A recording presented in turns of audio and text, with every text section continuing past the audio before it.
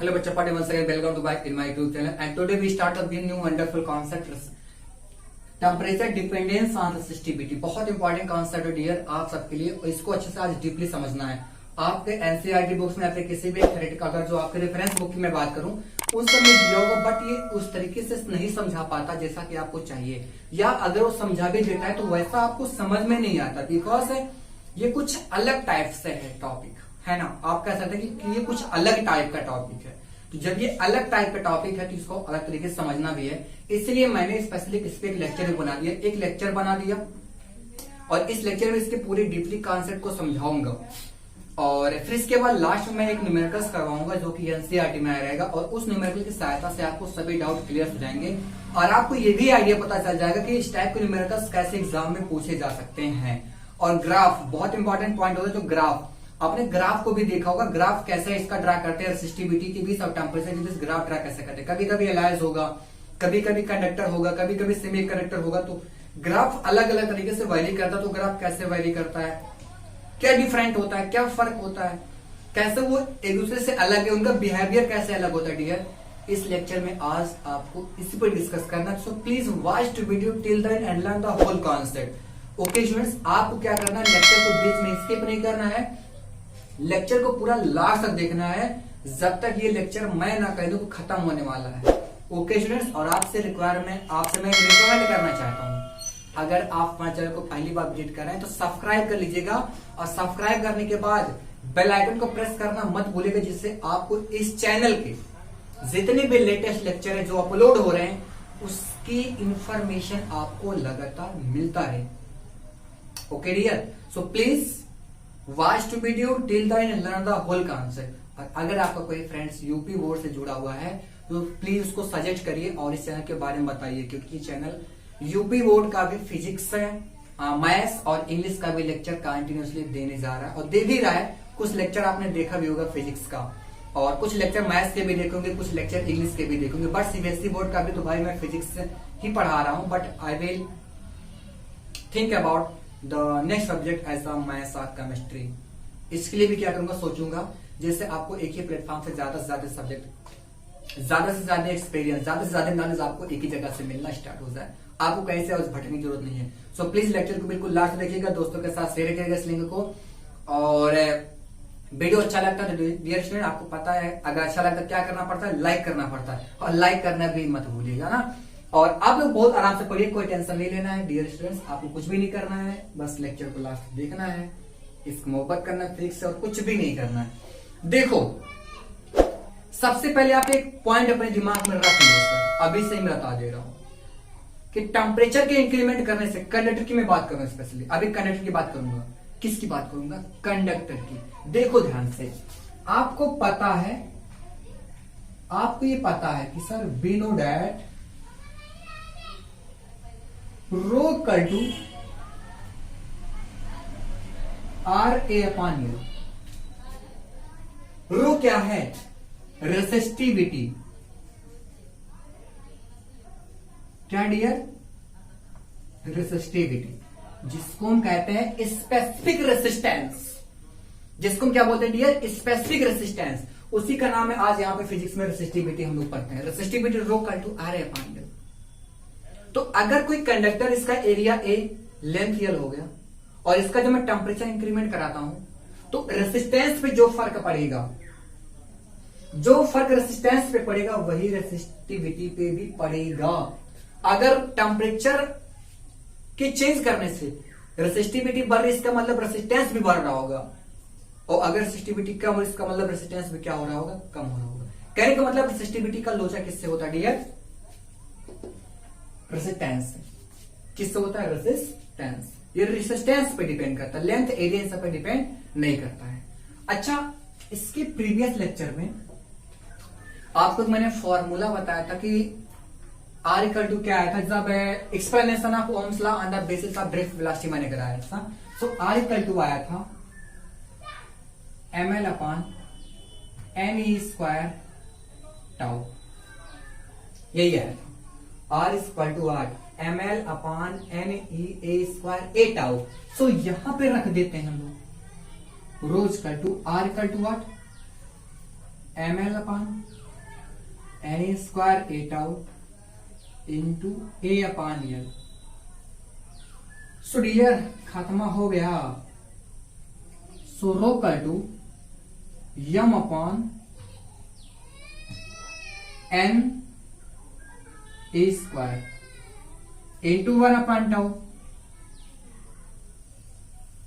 प्यार समझिए, रो कर टू कितना आया, एम अपान एन स्क्वायर 1 अपान टाउ। अब देखो यम कामा नंबर ऑफ इलेक्ट्रॉन्स या फिर चार्ज ऑन इलेक्ट्रॉन्स, ये क्या है, कांस्टेंट है।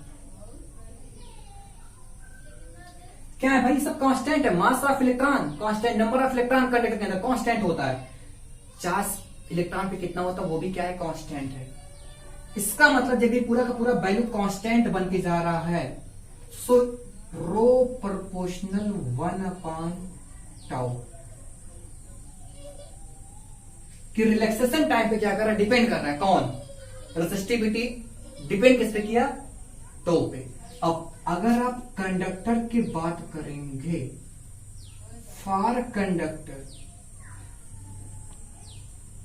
अगर आप कंडक्टर पे बात करेंगे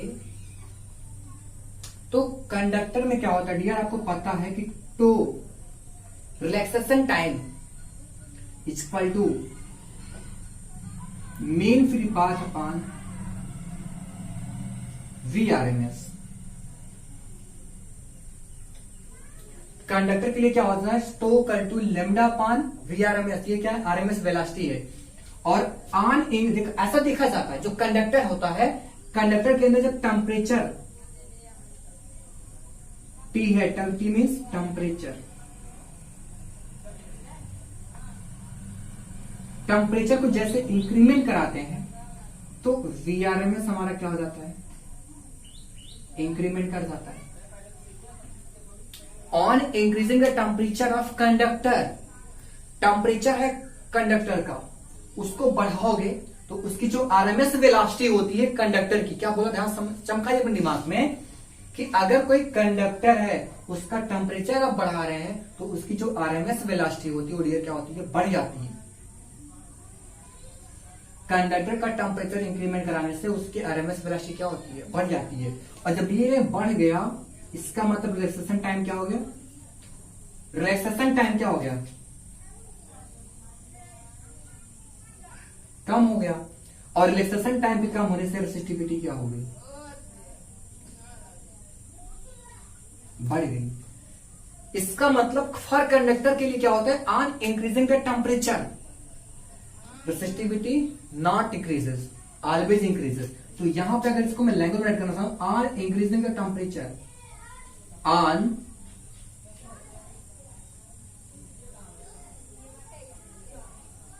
increasing the temperature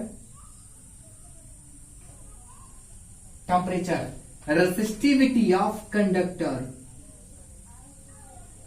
resistivity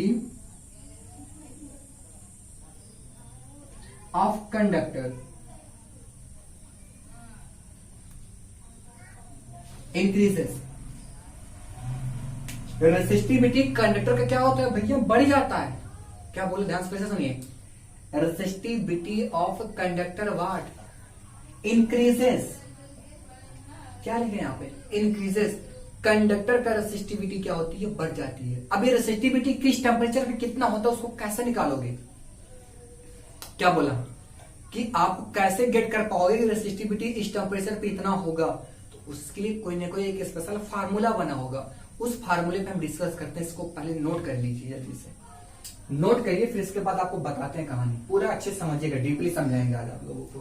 temperature dependence और रेसिस्टिविटी को आप अच्छे से फील करिएगा, तभी मजा आएगा। देखो अब ध्यान से आप समझिए, है ना, आप समझिए। हम सपोज कर लेते हैं कोई कंडक्टर, लेट, क्या लेट किया गया कि T डिग्री सेंटीग्रेड पर, कितने डिग्री सेंटीग्रेड पर, T डिग्री सेंटीग्रेड पर उसका रेसिस्टिविटी कितना रहा होगा, रोटी, क्लियर। और T0 डिग्री सेंटीग्रेड पर, ये क्या है, रो नॉट। और ध्यान है T0 क्या है, ये लोवेस्ट टेम्परेचर है।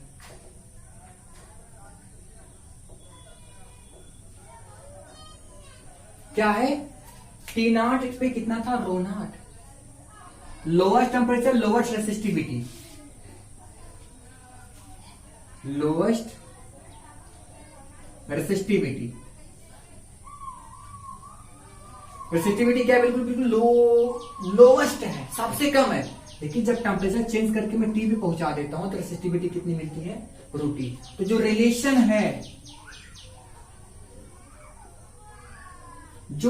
है डियर, वो क्या है, √T equal to rho naught 1 plus alpha T-T0। चौक नंबर, एक बार इसको ध्यान से देख लो। √T equal to rho naught 1 plus alpha T-T0। अब यहां पे सुनो, अल्फा क्या है, अल्फा को बोलते हैं temperature coefficient. Temperature coefficient of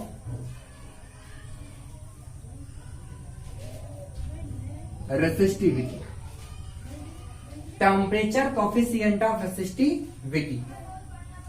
clear, समझ में आई इतनी बात, क्लियर हो गया ना। अब सुनो ध्यान से कहानी पूरी, आप लेक्चर को बिल्कुल लास्ट देखिए, बस देखिए मजा कितना आएगा। तो इतना बात समझ में आया, अल्फा क्या बोलते हैं, temperature coefficient of resistivity. Clear. So अगर मैं A/L कर दूं, यहां पे मल्टीप्लाई कर दूं, तो रो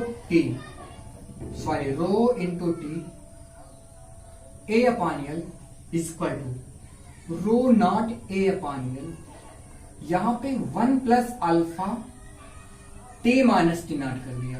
तो ये रेसिस्टेंस नहीं आ गया T डिग्री सेंटीग्रेड पर, वही तो रिलेशन है भाई। देखो अपन क्या कर, रो प्रोपोर्शनल आर, रो का रिलेशन आर से है। रेसिस्टेंस बढ़ेगा तो रेसिस्टिविटी बढ़ेगी, रेसिस्टेंस कम होगा तो रेसिस्टिविटी क्या होगी, कम होगी। सो रो इक्वल टू RA/L होता है, रो इक्वल टू RA/L। ध्यान है तो फिर से एक बार से, रो equal to RA/L, sorry L/A से करवाओ मल्टीप्लाई, L/A से, L/A। तो यहां पे क्या आ गया, RT इक्वल टू R0 और 1 plus alpha T-T0। This is the very important formula for numericals. अगर आपको अल्फा निकालना है तो अल्फा का कई फार्मूला होगा, देखो √T माइनस रो0 अपॉन रो0 T-T0, और इसको क्या बोलते हैं, 1/रो0 D rho upon dt। This is the very important formula, very important formula, learn कर लो, कभी भूलना नहीं है आपको जब तक रहोगे जिंदा। क्लियर, इस फार्मूले को बिल्कुल भूलना नहीं है, okay. This is the very important formula. अगर इतना बात क्लियर हो गया है तो आप क्या करिए, इसको नोट करिए, फिर डिस्कस करते हैं हम अगले पॉइंट पे, है ना। उसको फिर देखते हैं अगला पॉइंट हमारा क्या। अच्छा एक बात और इसमें सुन लो पहले, अगर आपके पास कोई कंडक्टर है, आपके पास क्या है, कोई कंडक्टर है, उस कंडक्टर के लिए अल्फा जो होता है हमारा,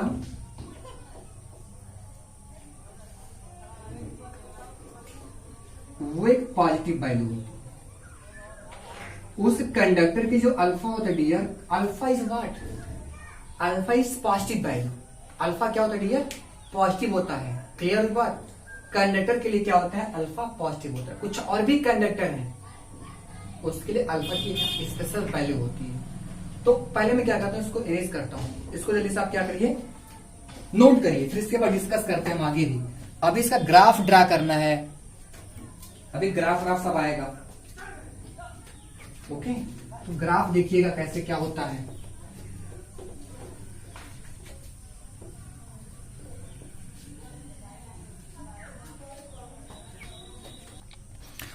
स्टूडेंट्स अब आपके सामने एक ग्राफ है। सो एनसीईआरटी ग्राफ मैंने लिया एनसीईआरटी से, और उस ग्राफ को पहले समझते हैं तब तो आपको कुछ ना कुछ रिस्पांस मिलेगा। क्या होता है, दोनों के बीच फर्क क्या होता है, देखिए इसको पहले कर देते हैं, कापर यहाँ पे है। तो अगर एक ग्राफ है, कुछ इंपॉर्टेंट रेसिस्टिविटी एंड टेम्परेचर के बीच ग्राफ कैसे वेरी करता है कंडक्टर के लिए। तो कंडक्टर में क्या होता है कि जब सबसे पहले आप टेम्परेचर को इंक्रीमेंट कराते हैं, जब टेम्परेचर कम रहता है तो रेसिस्टिविटी बहुत कम इंक्रीमेंट करती है, बहुत कम। धीरे धीरे आप जैसे टेम्परेचर को बढ़ाते जाते हैं, जब एक हाई टेम्परेचर बढ़ा देते हैं 100 डिग्री सेंटीग्रेड या फिर 150 डिग्री सेंटीग्रेड, तो आप देख रहे हैं इसका जो रेसिस्टिविटी है कुछ ज्यादा ही बढ़ जाता है। देख रहे हैं ना ये ग्राफ हमारा कुछ इस तरीके से जाने लगा। क्लियर। तो टेम्परेचर के इंक्रीमेंट कराने से कंडक्टर के अंदर ऐसी प्रॉपर्टी पाई जाती है कि जो रेसिस्टेंस होता है उसका बढ़ जाता है, या फिर उसकी जो रेसिस्टिविटी होती है बढ़ती है। उसका ग्राफ अगर ड्रा करना चाहेंगे कॉपर के लिए तो ग्राफ कुछ तरीके से मिलता है। एलओएस में क्या होता है, एलओएस में क्या होता है कि टेम्परेचर को अगर आप कम करना चाहें, जैसे यहां पे आप देख रहे हैं, इसमें फर्क क्या है, इसमें भी देख रहे हैं कि टेम्परेचर के बढ़ाने से यहां पे क्या पता चल रहा है कि टेम्परेचर के बढ़ाने से रेसिस्टेंस क्या होता है डियर, रेसिस्टेंस क्या होता है, रेसिस्टिविटी बढ़ जाती है। क्या होता है, रेसिस्टिविटी बढ़ जाती है। यहां पे क्या होता है, देखो अगर एक 0 डिग्री टेम्परेचर पे कर देते हैं तो यहां पर रेसिस्टिविटी बिल्कुल खत्म होकर के 0 हो गया। बट यहां पे देखो टेम्परेचर अगर आप कम भी करना चाहें तो कम करते करते यहां पे 0 पे आ गए, तो 0 पर भी इसकी रेसिस्टिविटी कभी 0 नहीं होगी। टेम्परेचर अगर 0 कर देते हैं तो इसकी जो रेसिस्टिविटी होती है डज नॉट इक्वल टू 0। यानी कि एलॉयज में भी ऐसा होता है, एलॉयज में भी अगर टेम्परेचर को इंक्रीमेंट करते हैं रेसिस्टिविटी बढ़ती है। बस फर्क ये क्या होता है दोनों के बीच कि इसका टेम्परेचर अगर 0 डिग्री कर देते हैं तो रेसिस्टिविटी 0 नहीं होती है, रेसिस्टिविटी कुछ ना कुछ रहेगी। यानी कि प्योर कंडक्टर तो होता ही नहीं। सबसे पहली बात समझिए, प्योर कंडक्टर ये आपका होता ही नहीं। इसमें देखो ये कुछ अलग तरीके से, सेमी कंडक्टर में क्या होता है, अगर आप टेम्परेचर को बढ़ाओगे तो रेसिस्टिविटी क्या होती है, बढ़ जाती है। इसका मतलब टेम्परेचर, रेसिस्टिविटी कम होती है, इसका मतलब टेम्परेचर क्या होता है, कम करने से रेसिस्टिविटी, सॉरी गलत बोल दिया, टेम्परेचर के बढ़ाने से रेसिस्टिविटी क्या होती है, कम होती जाती है। यहां पे क्या होता है रिलेशन, टेम्परेचर के इंक्रीमेंट करने से रेसिस्टिविटी क्या होती है, कम होती है। ऐसा क्यों होता है, जैसे मान लीजिए इसमें कुछ इस तरीके से रिलेशन होता है, सिलिकॉन यहां पे होता है, सिलिकॉन यहां पे, सिलिकॉन यहां पे, सिलिकॉन यहां पे। मैं इसे बॉन्ड बना दे रहा हूं बट ऐसा कुछ होता नहीं, डबल बॉन्ड बना सकते हैं यहां पे, है ना। तो यहां पे क्या होता है, ऐसे एक इलेक्ट्रॉन से इसका, एक इलेक्ट्रॉन से यहां पे इसका पेयरिंग होता है, यहां पे। तो जब ये इलेक्ट्रॉन से बंध जाते हैं, सेमी कंडक्टर में क्या होता है कि जब ये इलेक्ट्रॉन ऐसे बॉन्ड बना लेते हैं तो कोवैलेंट बॉन्ड बनाने की वजह से कोई भी इलेक्ट्रॉन फ्री नहीं हो पाता, कोई भी इलेक्ट्रॉन इसके अंदर फ्री नहीं हो पाता। तो जिससे कोई इलेक्ट्रॉन जब फ्री है नहीं तो कनेक्टिविटी कौन कराएगा। जब घर में कोई फैमिली है, कोई फैमिली में कोई मेन है नहीं, घर का काम कैसे करेगा, कौन करेगा, कुछ पता नहीं। सिमिलरली वैसे यहां पे भी होता है कि जब भाई इलेक्ट्रॉन्स कोवैलेंट बॉन्ड बना के अपने खुद फिक्स हो गए, सब बच गए, अब फ्री कोई है नहीं तो करंट पैदा होगा नहीं। बट जब टेम्परेचर बढ़ाते हैं तो बॉन्ड में क्या होता है, थर्मल ऑक्सीलेशन होता है, एनर्जी मिलता है इलेक्ट्रॉन्स को। जब इलेक्ट्रॉन्स को एनर्जी मिलेगा तो अपने बॉन्ड को ब्रेक करेंगे तो इलेक्ट्रॉन्स फ्री हो जाते हैं। और जब इलेक्ट्रॉन्स फ्री हो गए तो अब रेसिस्टिविटी कहां जा बढ़ेगा, रेसिस्टिविटी तो कम हो जाएगा क्योंकि अब इलेक्ट्रॉन्स को क्या करेंगे, करंट को फ्लो कराएंगे। तो देख रहे हैं ना रेसिस्टिविटी क्या होता है, करंट को फ्लो कराता है। देखो कम रेसिस्टिविटी ऐसे। और एक साइंटिस्ट ने क्या पाया कि अगर आप मरकरी की मैं बात करूं, मरकरी HCl, अगर उसके आप टेम्परेचर को कम करते हैं, क्या बोला ध्यान समझिएगा, अगर आप टेम्परेचर को कम करते हैं तो उसका टेम्परेचर कम करने से रेसिस्टिविटी कम होती जाती है, कम होती जाती है, कम होती जाती है।